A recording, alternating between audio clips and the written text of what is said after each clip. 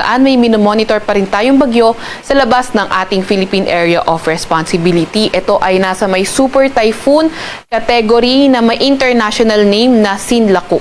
Nananatili naman itong malayo sa ating bansa at nasa 2,455 kilometers silangan ng southeastern Luzon. Nagtataglay ng lakas na hangin na 205 kilometers per hour at bugso na abot sa 250 kilometers per hour. Kumikilos sa direksyong Hilagang Kanluran sa bilis na 15 kilometers per hour. Kahit nga may kalakasan, itong si Super Typhoon Sinlaku, nananatiling mababa ang tsansa na ito ay maglandfall sa kahit anong parte ng ating bansa at mababa rin naman yung tsansa na pumasok ito ng ating area of responsibility.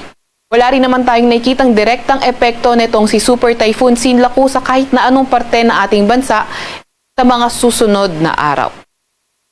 Samantalang yung ridge ng high pressure area, yung nag-extend over northern Luzon. So sa mga areas na apektado nito or kung saan siya nag-extend at yung mga areas malapit, nananatiling mababa yung mga tsansa ng mga thunderstorm activity. May kita nga rin natin sa ating satellite image na halos maaliwalas nga sa ating buong kapuluan.